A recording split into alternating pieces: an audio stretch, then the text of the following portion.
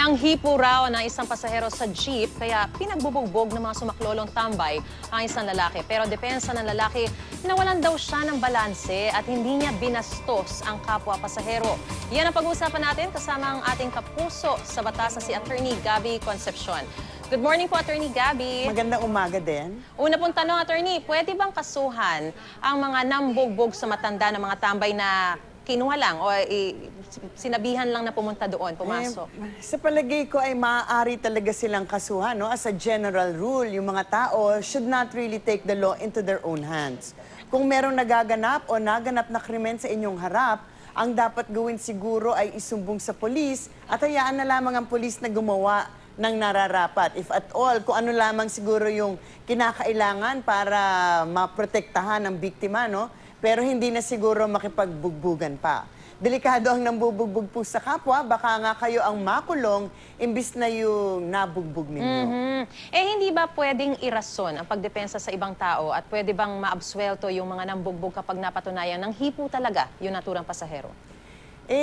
Not necessarily, no? Justifying talaga ang defense of a stranger in the same way, justifying din ang konsepto ng self-defense. Hindi naman pwede na wala kang gagawin kung in danger ang buhay mo o ang buhay ng ibang tao. Pag sinabing justifying, ayon sa Article 11 ng Revised Penal Code, walang liabilidad ang tao na dumedepensa ng ibang tao, ngunit merong mga requirement ang batas para nga ito ay maging justifying. Unang-una, dapat ay reasonable at kinakailangan ang paggamit ng dahas. Kasi kung hindi naman kailangan manakit, o kung tapos na ang pangyayari at wala ng danger o peligro, hindi na ito may excuse o ma-justify yung pagbubugbog na to. So baka makasuhan pa sila ng physical injuries sa pambubugbog na ito, whether or not guilty ang napaghinalaang tao.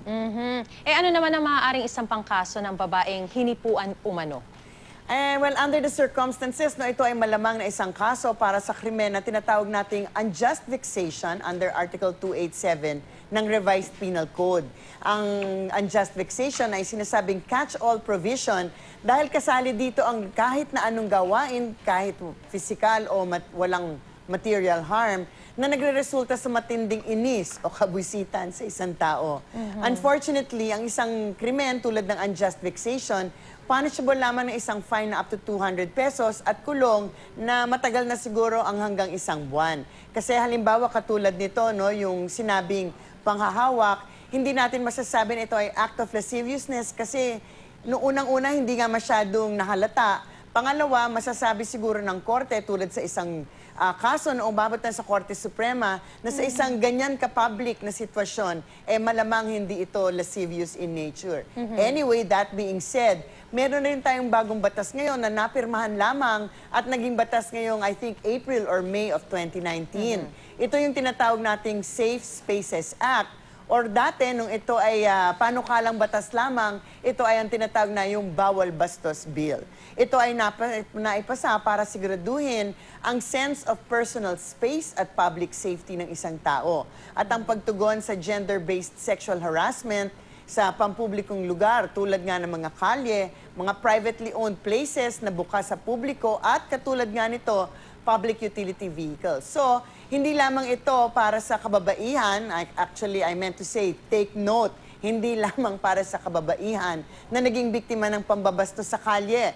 Whether ito nga yung pambabastos, whether ito yung tinatawag na catcalling, yung unwanted na pangungulit, stalking, flashing, panghihipo at lahat pa ng ibang kabastusan.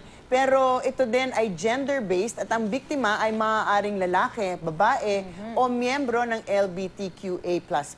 Maaari silang lahat maging guilty sa ilalim ng batas na to, lahat ng guilty of sexual harassment.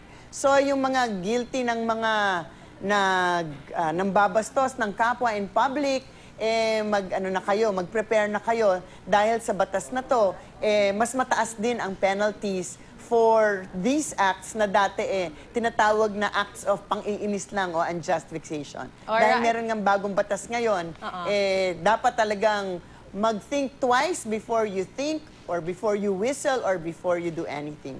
Alright. Thank you, Attorney Gabby, for enlightening us this morning. Maraming salamat din.